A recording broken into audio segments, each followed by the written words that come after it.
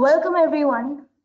Thank you for joining us for today's expert webinar titled Essence of Linux in Enterprise Computing.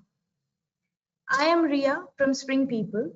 We are India's largest enterprise training provider, and I will be your moderator for today's session. In today's session, we have Mr. Satish, a solution architect with over 16 years of IT experience. Specializing in cloud computing, Satish is skilled in system and network administration, ESM tools, performance and capacity management, and DevOps solutions. He is proficient in Enterprise Linux, Red Hat OpenShift, and AWS, as well as excels in Dockers and Kubernetes, Terraform and Ansible, and App Dynamics and IBM APM. Satish is also adept at automatic monitoring and troubleshooting, making him a valuable asset in IT and cloud computing. To all the participants, you can mention your questions in the chat box and it will be answered at the end of the session. Now, without further ado, let's start today's session. I would like to invite Satish to start the session. Over to you, Satish. Good evening, team. Good evening, one and everyone. Thank you very much for joining this session. Thank you very much for the brief introduction, Ria. Without much delay, it's been already 5 minutes. Let's begin. Essence of Linux in enterprise computing. I hope I'm loud and clear before I continue. If you have any challenges, kindly raise your hand or put it in a message so that I can align my system accordingly. Okay. Linux is one of such operating system, I would like to say, software, which has been instrumental to bring enterprise level applications and the business to the mainstream. So we will go through a couple of slides in this next 1 hour, and we'll understand how Linux is helping the industry to excel their business, research and development, anything, analytics, everything what it comes for any enterprise. It's a very old topic, but I'd like to brush it up in a different perspective, right from the introduction and the origin of it, some of the other operating system, some of the salient features of Linux and level of customizations we can do, other innovations which are currently in place, and some of the inventions which made Linux has been one of the one-stop shop for all the enterprises. What makes it special, something like that. And we'll open for question and feedback before concluding. Okay. Without much delay, so software, everything what we can touch and feel is a hardware. In order to get most out of that hardware, we call it as software. So primarily, we should have an operating system. It could be your transistor, radio, it could be your washing machine, it could be your mobile phone, anything as such device. If it needs to get some input and help you get the output, you should have a firmware or an operating system. That's what helps you operate that particular device or system. We have some of the operating system, for example, as you might have already heard, Android. Android is one of the Unix flavor. iOS is one of the Unix flavor. Windows, of course, everybody is popular. So by default, all the systems should have this initial program. Before this, we have BIOS, which is basic input output system, which is the base thing to help you install the operating system. Some of the further operating systems, Ubuntu, Red Hat, Macintosh, Series 60, these are all operating systems. As soon as you start the systems, either one of this would come up and will help you interact with that particular hardware, whatever capability it has. The base requirement is a kernel which would understand how the device operates, which is part of your operating system. And majorly, this operating system helps you accommodate your business application. It could be your Tally, it could be your SAP, it could be your Photoshop, or it could be your MS Word and other things. So the need of this is you cannot directly install SAP on the system. You cannot directly install MS Office in your system. The operating system becomes a base layer on which these additional components will get hosted and run. It could be your WinZip, it could be a small video player. So everything which is helping you to get the work done. Could be an entertainment or could be your business application. So that is what we call it as an operating system. Now let's understand what made this Linux as an origin. If you can see the pic, there are two initial folks who started working. The person who's standing, his name is Dennis M. Ritchie, and the person who's sitting his name is Ken Thompson. So these are the two people who started working on PDP, programmable device something. So in the year of 1960, when after the calculator was invented and some more logical calculations were expected at the institute and at Bell Labs, they started working along with the Association of General Electricals. So they developed something called as Multics and G645 frame. A lot of coding, a lot of huge coding, which made their Multics face a lot of challenges. It was initially written in the language called B, and then they redefined it to write it in the language B, and then the entire operating system was done overhauling, and then they introduced something called as Unix. Now Unix, when they introduced, it started sending that licenses as a open source, and anybody who wanted to make use of Unix, they can use it Unix, but they cannot use the word Unix. They can use some other name. So that's the reason there were around 70 flavors. Minix, HP took this Unix and they came up with HP UX. IBM took this Unix, they came up with AIX.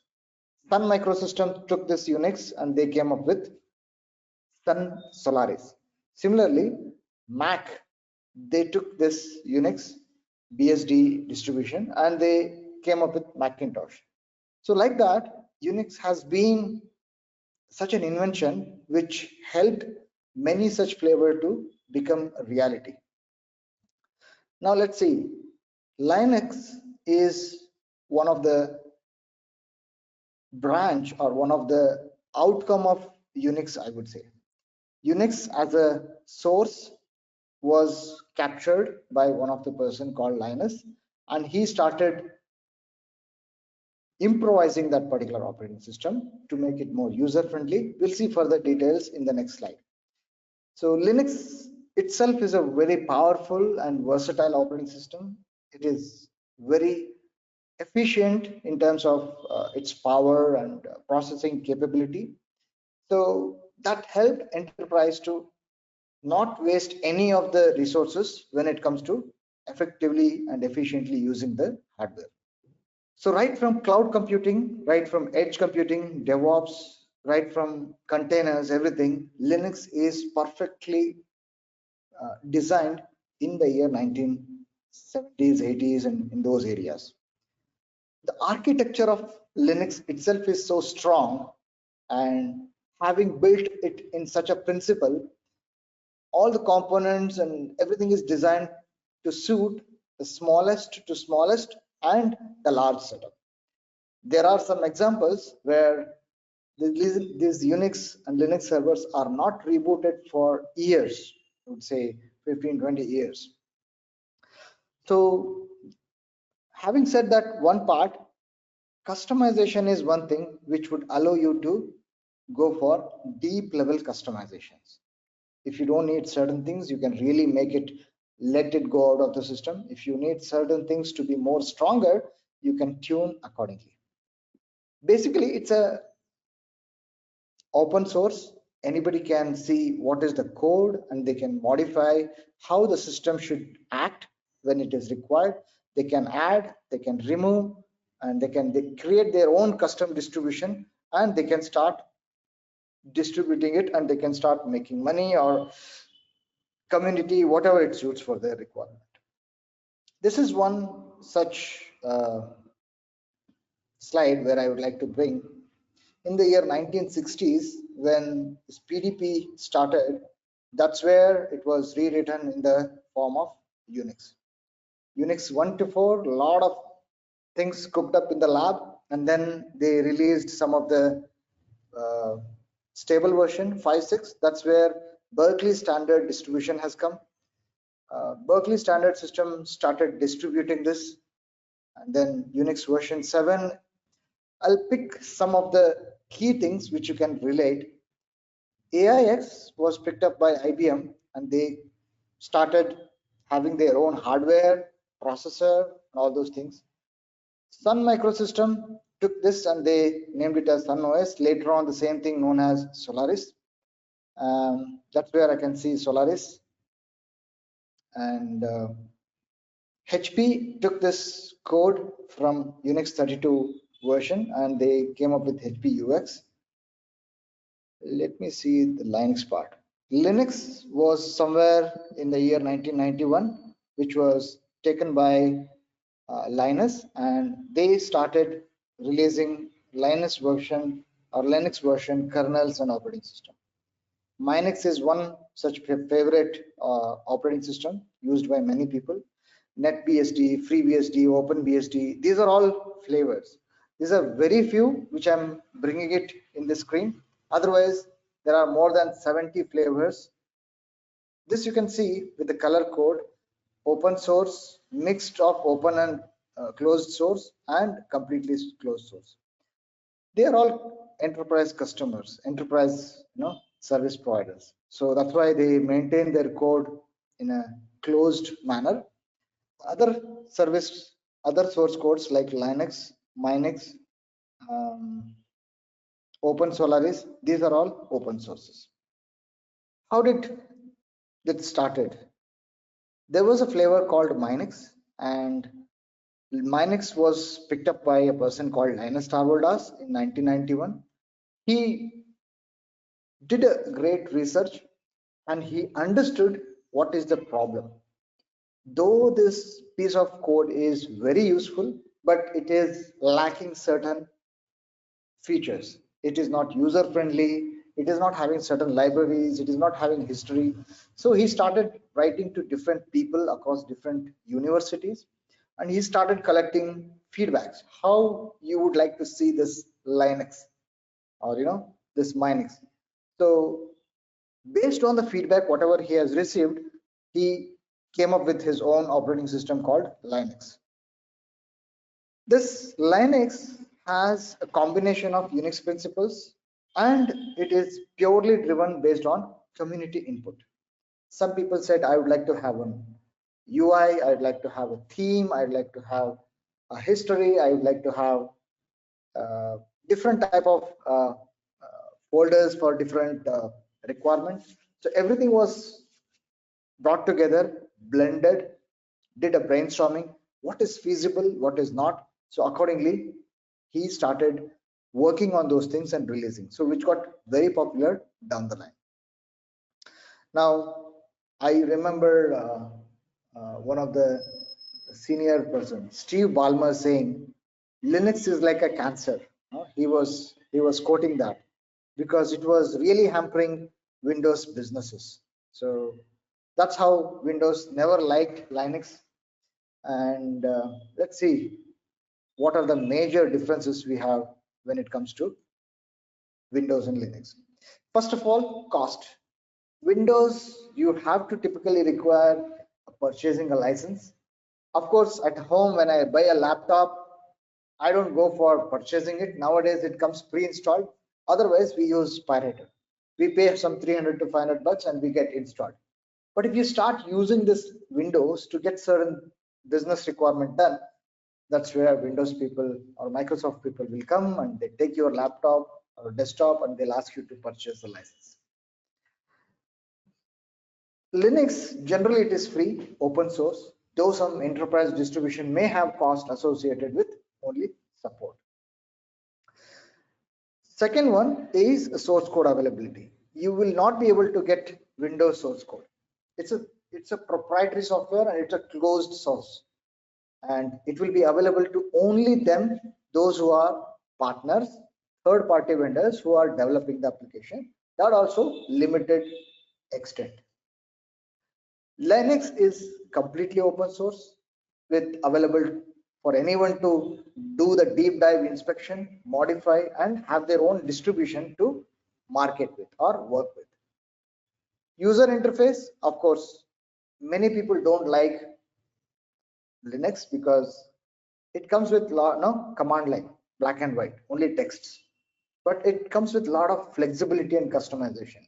If you start understanding, it comes with greater depth of customization, which allows you. But when it comes to Windows, it's a graphical user interface. Anybody can have their own way of learning things because everything is look and feel. Software installation. Now, in software installation, Windows primarily uses something called as .exe file applications, which is available through Microsoft Store or some vendor website. But when it comes to Linux, it has some package managers. The benefit of package manager is you can pick what package manager you need and you can have your own repo and you can configure your repo. That's how it allows you to customize. Security, you can have much more secure in Linux because that's how it is designed. Permission models, individual file level permissions and all those things. Windows was historically very much prone to viruses, malware due to its popularity and architecture. Nowadays, very rarely we hear Linux got a virus, but when it comes to Windows, you have to go with antivirus. Performance, when it comes to performance, Windows is very much resource intensive. It needs more CPU, more memory. Now many people are facing when they upgrade their operating system to 10 to 11, that's where their machine becomes very slow.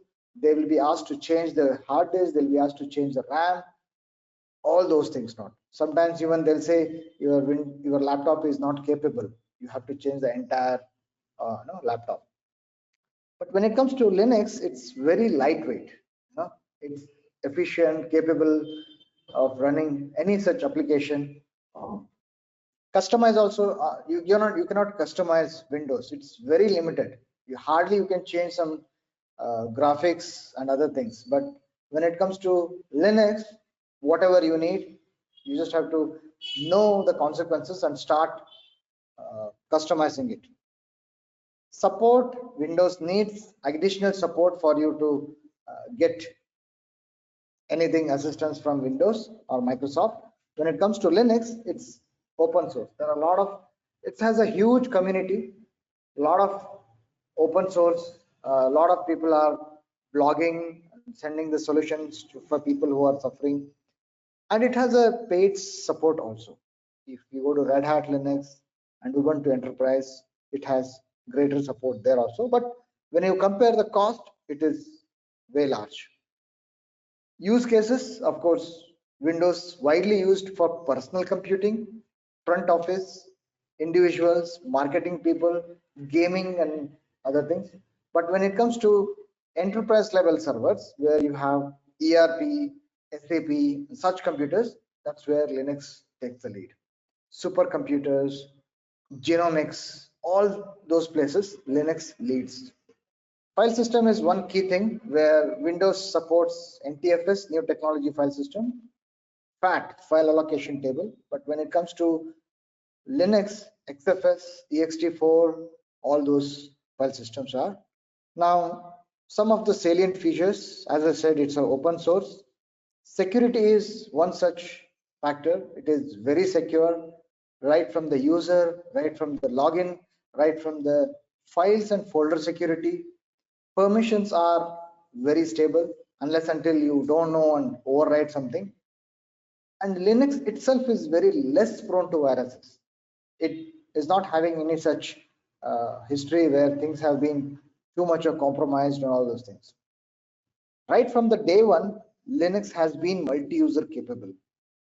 Windows started adding multi-user capability in the later days. Multitasking is also one of the earlier capability of Linux. Windows started it later on. Portability. Whenever you want to, port your application from one machine to another machine, Linux is such a thing where you can easily port it, and it also used in embedded systems like routers, smart TVs, and smartphones. Linux also has some mainframes, supercomputers, and other computers. It is very much efficient in performance. It is known for performance. Otherwise, people don't like it because it is hardly having a very good look and feel. But it is capable of running older hardware and providing reliable service or performance. Customization, as I said, it is helping you customize to the maximum level. Of course, we have shell and command line. This because when you go and use Linux for SAP, nobody want to go there and play a solitaire. So it is purely used for business. Support for programming, Linux has a wide range of programming language support, right from C, C++, Python, Perl, Golang, Java, many more. The only thing is, it is developed in one platform and it is pushed to run in the larger system, which is Linux always. Community support, there are huge community when it comes to Linux, and it has its own arena where you will get a very good support for whatever challenges you are going through. Jim was previously heading Red Hat. He says, when it comes to open source, Linux is at the top. And he clearly says, we are not here to sell Linux, but we will sell the subscription for support, services, and training. So of course, yes, you can directly go to Red Hat website. You can download the Linux, you can install, you can play around. When you feel you need some support, which is not available in the community level, at that time, you need to go and subscribe for. Of course, training is one of their wing. Some of the other innovations. Android, everybody knows what is Android nowadays. Now, each and every cell phone is having the Android, and Android is an output of Linux. Android was initially started by Google, and it has grown such a huge. They really captured the market well, the need of the operating system across many such mobile manufacturers. Though you have MI and Samsung, they have the original Android. On top of it, they built their own wrapper and they call it as their own operating system. But base, it's all Android operating system. That's how they followed the footprint of Linux to make Android as one of the open source. Containerization is taking the word for a ride. Docker has been one of the predominant player in the last 10 years, and Docker has really taken the concept of Solaris zones, and they made these Solaris zones much more developed, and they introduced it as a containerization to the word. And later on, various people picked it up and they came up with their own flavor, Podman and all those things, which is the market, of course. Cloud computing. Red Hat has a product called OpenStack. which is like a private cloud. You can bring a system, you can install OpenStack, and you can operate it like a private cloud computing. Web servers, Apache and Nginx are the output of Linux. Supercomputing, NFS protocol, IoT devices. You might have heard those small devices, right? Which is installed inside the traffic cameras, which is installed inside the traffic signals. All those IoT devices which are installed in the robotics, all those are powered by Linux. Networking, software defined network virtualization, all those things are originated from Linux. Embedded systems, people get into embedded system, it's a big domain, it's an output of Linux. Some of the development platforms are also there, LAMP stack, and there are a lot of cybersecurity tools which are introduced by Linux origin. Now, when it comes to customization, you can have your own choice of distribution. Some people will go for Fedora, some people will go for CentOS, some people go for Kali Linux. There are multiple choice of distributions. So Linux offers a huge array of distributions, Fedora, Debian, and all those things. Each of these distributions are tailored for different user needs and preferences. And all these users can choose these distributions that fits their requirement right from beginning, which is their friendly option or customizable option, whatever they like to use it. It has its own desktop environments, KDE and Genome and XFC and LXDE. These are all some desktop environment. Many people use Linux for their day in day out activities, because some people just use browser. They really don't care whether it's a Windows, whether it's a Linux. They are only bothered about whether it's a Chrome or Brave or what kind of a browser it is, because their requirement is to access the application through the web. So for them, they can easily go for Linux based desktop environment. Kernel customization. Kernel customization is something you can do at the Linux level. You can configure, you can recompile, you can include certain drivers and you can exclude certain drivers, and whatever features you want to allow and deny, all those things you can do. Basically, everything is to do with optimization of the system performance and none other than security. So that's where people are very much focused as they start depending on the hardware more and more. Windows has its own manager, and sorry, this is a window manager inside the Linux.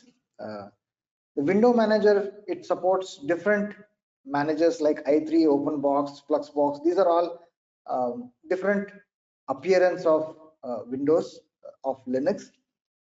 When I say Windows, it's a Linux part. Don't take it as Microsoft Windows. User can choose all these lightweight window managers, so that for any minimalistic setup, for any feature rich options, for enhanced functionality, look and feel, and all those things. Package management is something, okay, file system choices. Now we have something called as file system.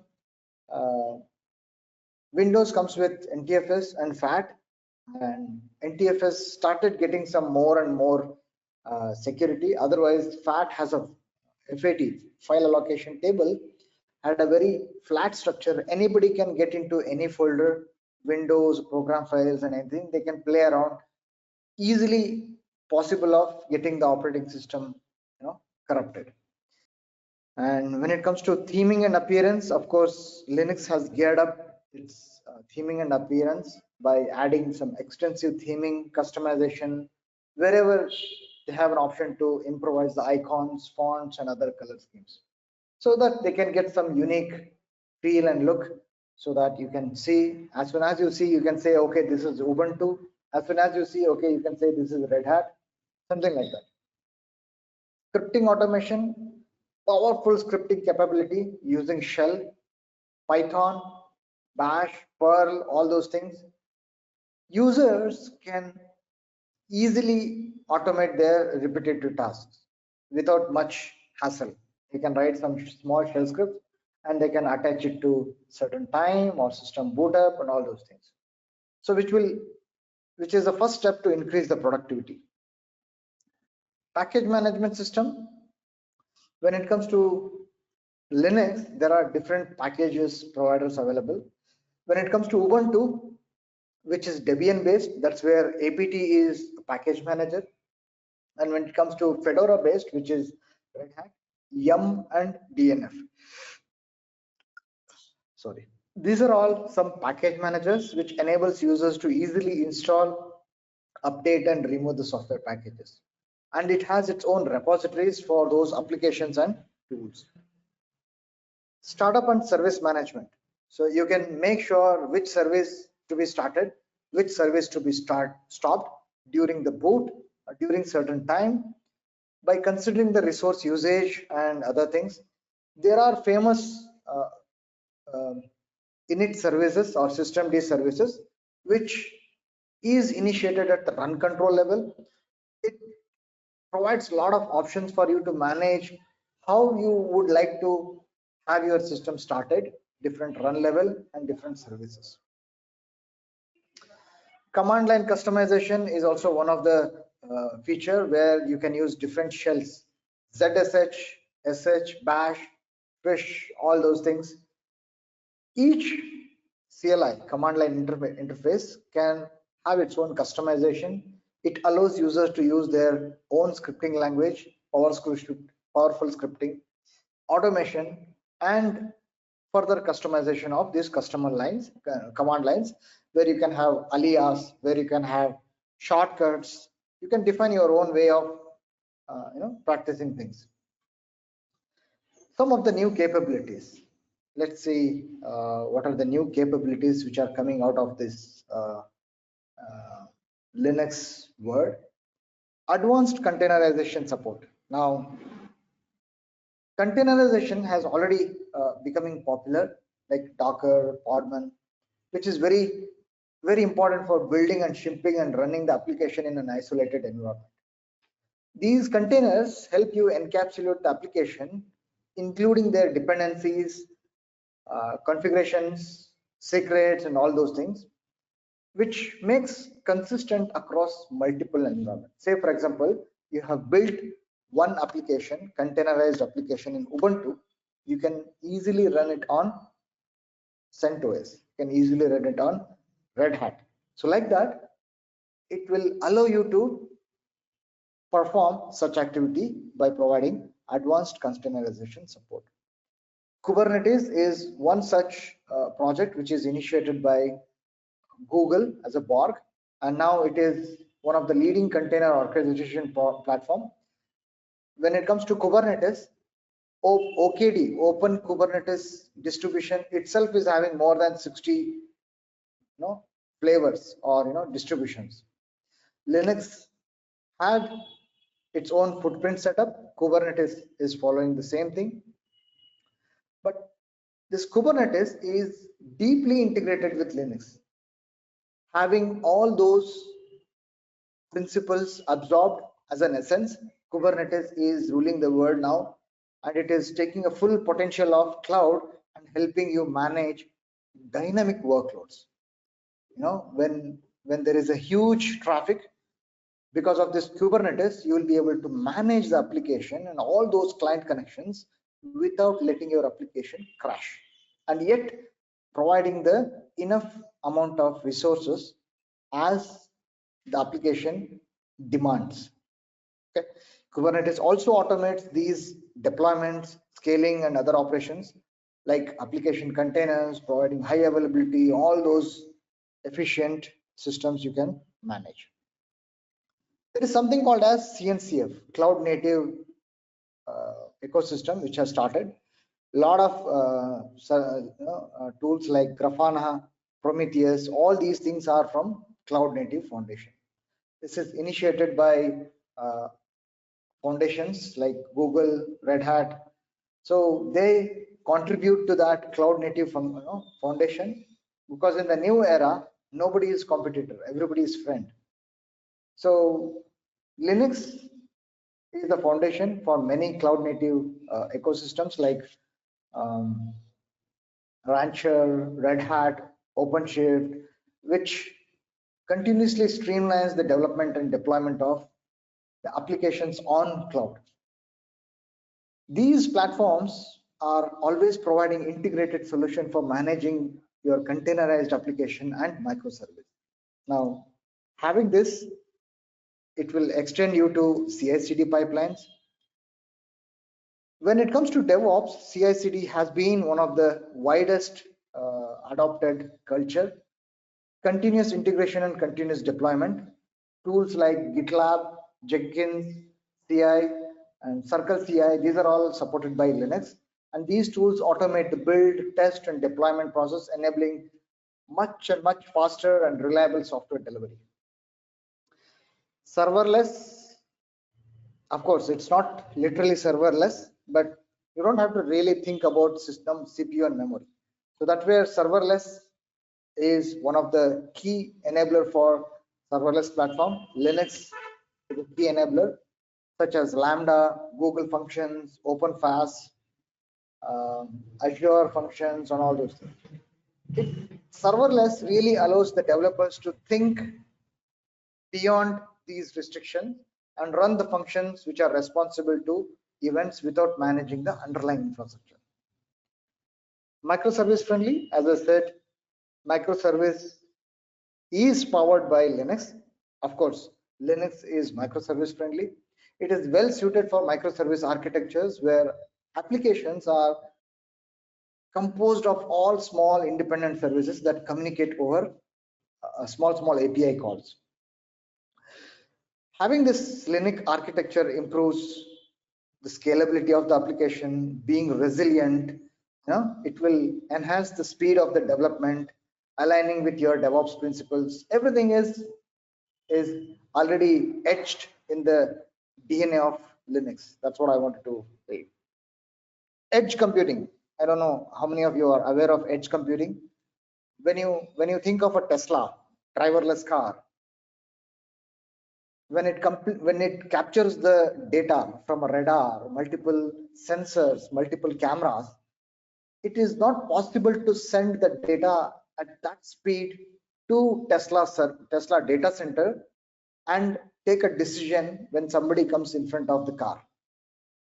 It becomes a fatality if the car is not getting the right instruction to take a call, whether it has to apply the brake, whether it has to take a turn, whether it has to do whatever. So a mini data center is put in the Tesla, which is very robust to sense what is happening around in its path, and it will help the car to take the call then and there. Okay. One self-driving car for 24 hours, it generates around 40 terabytes of data, which is very difficult to send it to a data center and expect a response. Automation and orchestration, it comes with a lot of tools like Docker Swarm, Apache Mesos, all those things, which will help you manage complex deployments and distributed environment workloads. Security and compliance, of course, it comes with SC Linux, App Armor, and other security updates. First of all, the base of Linux itself is very secure. On top of it, you have SC Linux and App Armor and other things. Infrastructure as a code, Terraform, CloudFormation, these are all GitOps. These are all some things which we can think of, Linux as a core. How the future with Linux looks like? It has a continued dominance in the cloud computing. Linux is expected to maintain its own position in the cloud computing. Major cloud service providers like Google, AWS, and Azure heavily depend on Linux for their infrastructure and services. Of course, that is again demanded or asked by the enterprise business people. It is expanding its horizon across IoT and edge computing. It is very crucial to build a small container and push it to the traffic signal camera so that it captures only those pictures, those who are not wearing the helmet. You can think of. Otherwise, installing the Windows there, it's one of the toughest job because Windows comes with 4 to 6 GB of operating system itself. Think of a MB level operating system. It is not going to happen. And after having this containers and other things, Windows trying very hard to make its way over there. They are doing it, but the way Windows has built, it is very difficult for them to reach there and make their own impact. Advancement in AI and machine learning. Linux is increasingly becoming popular and integral to AI and machine learning workloads and applications. Some of the applications like TensorFlow, those platforms like PyTorch, these are all very much efficiently running on Linux, facilitating all those R&D fellows and development people to get most out of the hardware. Containers and microservice, of course, increased adoption, enhanced security features, yeah, and CI/CD, of course, there's no stop, there's no second option when it comes to CI/CD and containers. Customization is one of the such feature which is making people to go for Ubuntu or Red Hat and all those things. When Amazon introduced cloud, Amazon came up with own Amazon Linux. IBM has their own Linux. And sustainable development, green computing. Linux will play a major role in sustainable development in green cloud initiatives. Its efficiency and ability to run older hardware and contributing to reduce electronic waste and energy consumption. All these things matters when you do major computing at an enterprise level. Virtualization is again nurtured by Linux. That's how KVM, kernel-based virtual machine, and other things like cloud-native technologies, all these things are helping us to drive Linux without much second thought. Linux has a broader community and it is growing. I recommend each and everybody who's learning AWS and DevOps to learn Linux first, because once you learn once you learn cloud and DevOps, at certain stage, you will start doing the reverse engineering. What is this permission? What is this hierarchical file system? But if you learn this in the early days, driving your career will be much more faster. So it's open source. It's all repeated points. You need to embrace the collaboration with Linux open system ethics. Containerize, can manage and deploy your application with Linux containerization capability. Scalability, of course, your operations will become seamlessly easy when you adopt Linux based approach. Customize, you can bring your own ideas and you can start having Linux to support your need. I think we are running out of time. 2 minutes, I'm almost done. Security, it is there in Linux framework. It is one of the principle, and to save your critical data, business logic, and all those things. What I'd like to conclude is it plays a major role anybody who is working in IT, be it in operations, be it in automation, be it in development.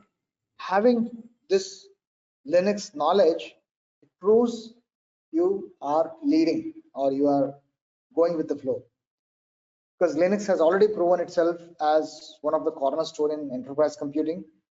Without any doubt, it offers unparalleled flexibility, security, and performance, which are the base pillars for any enterprise. It's an open source and it has a very huge and robust community, and it is driven for new innovations across various domains: healthcare, finance, all those things, and AI, not to forget the upcoming era. All these organizations easily adopt because it is already proven and it supports whatever latest technologies you have, cloud native, DevOps, and all those practices. Future of Linux looks really promising with expected advancement in edge computing, AI, and green computing. The ability to adopt and grow is always ensures Linux will remain one of the unbeatable pivotal technology in enterprise environments. Having said that, 10 minutes. Thank you very much for your attention. I'm open for any such questions. Let me go for messages if there are any. Ask any questions you have. I have around 18 years of experience, out of which I can say 16 years I'm working day in, day out on Linux. I am a certified trainer. I'm a certified profession in various Linux-based tools like OpenShift, Kubernetes, Dockers, cloud. You have any kind of questions, be it a guideline, be it a query, feel free to put it on the message. I'll be very happy to take that.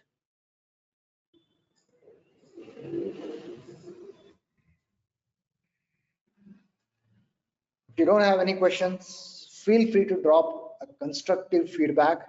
What is that you liked? What is that you expect more improvisation? It will help me prepare myself for the next iteration. I'll be very thankful for you through my entire career. Having said that, it is one of the generic topic, but though it has been lately ignored by many freshers in the market. I have seen people who are getting cloud certification. I'm just talking because we have 10 minutes. Otherwise, if you have questions, I'll pick up that question to talk on. I've seen people who are freshers who are coming to an organization. They pick up easily this cloud and full stack and all those certification. But when they start working, they have to slog extra hours understanding what is this? What is role-based access? What is permission? What is 755? What is 644? You know, what is service? What is user management? So when they start performing in certain speed, at that moment they hit the roadblock, which is Linux, and they start doing the reverse engineering. They start learning, discovering those things by making their journey a little bit humpy bumpy ride. So what I suggest, try to go in bits and pieces learning of Linux, which is going to help you throughout your career. So that is how Linux has been adopted across all the industry verticals. And definitely, if you have this knowledge and expertise, your growth will be much more faster. That's all I have. You have any questions now or later, feel free to drop it. If you are shy to speak, you can put that message here. Ria, Kaushik, over to you. I'm taking the silence. I hope my presentation was good enough that there's no question. Thank you. All right, thank you, Satish. Thank you, everyone. We appreciate you being here. We shall be sending out the webinar recording to all the participants soon. I request you to kindly provide feedback before signing off, which will help us improve the quality of our future events. Thanks again for joining us today. Signing off on behalf of Team SpringPeople. Hope to see you again for our next expert webinar. Thank you. Thank you all. Take care. Bye.